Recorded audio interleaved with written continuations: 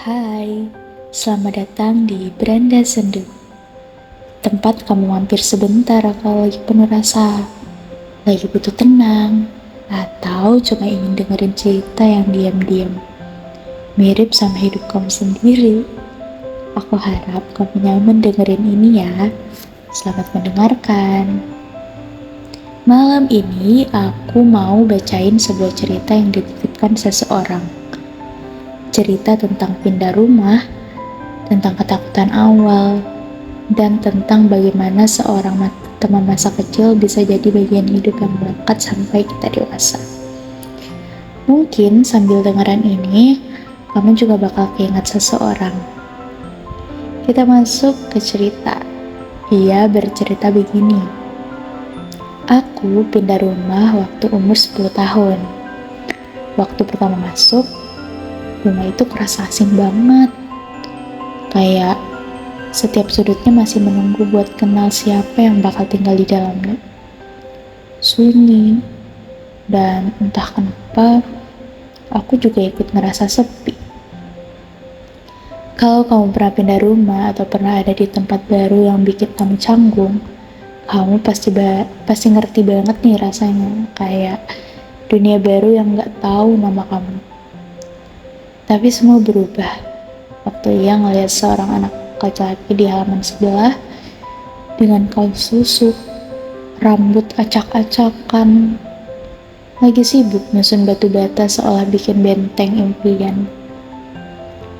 Anak itu cuma nengok sebentar dan bilang, "Mau bantu?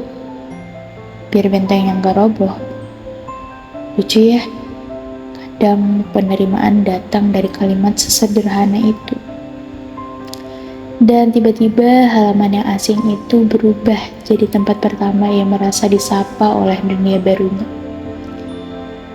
Mereka habiskan sore itu sambil bangun benteng, ketawa tiap bentengnya tumbang, dan rebahan sambil mandang langit yang seakan ikut menyaksikan pertemuan dua anak kecil yang sama-sama butuh teman. Saat ia pulang, ia bilang, "Mungkin rumah ini gak semenakutkan itu." Ia lanjut bercerita. Dia bukan orang paling pinter, bukan orang paling keren, tapi dia adalah orang pertama yang bikin aku merasa gak sendirian.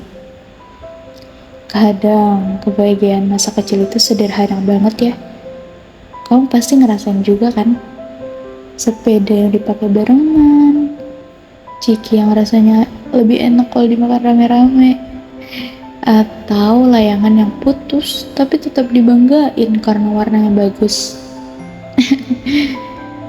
Mereka tumbuh bareng pelan-pelan, bukan karena niat jadi sahabat, tapi karena setiap hari mereka memilih buat duduk bareng, tawa bareng, dan nangis diam-diam bareng. Temannya sering bilang, "Tenang aja, aku bantu." Coba deh pikir, kapan terakhir kali kamu punya seseorang, kalimat sederhana kayak gitu bisa bikin hari kamu tiba-tiba lebih ringan? Ia bilang, "Aku kira kita bakal tumbuh bareng terus." Tapi nyatanya, hidup mulai narik mereka ke arah masing-masing. Masuk SMP, jadwal berubah. Temannya ikut klub olahraga, sementara ia pulang lebih cepat buat belajar. Gak ada yang salah, gak ada juga yang marah.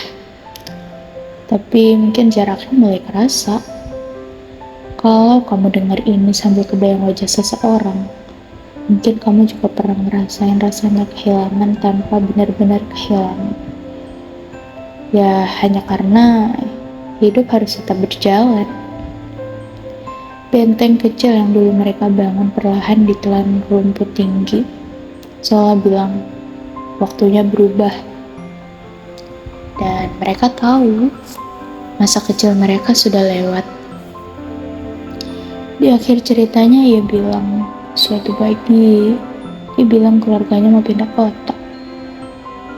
Yang gak nangis, gak marah, cuma bengong, kayak ada sesuatu dalam dirinya yang tiba-tiba kosong.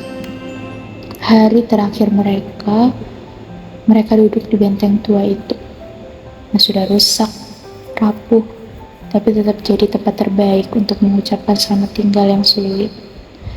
Lama sekali mereka diam, sampai akhirnya temannya ngomong, "Kalau kamu takut sama rumah baru ini lagi, jangan ya, kamu udah pernah ngatasin itu, dan kamu bisa ngatasin banyak hal lagi nanti."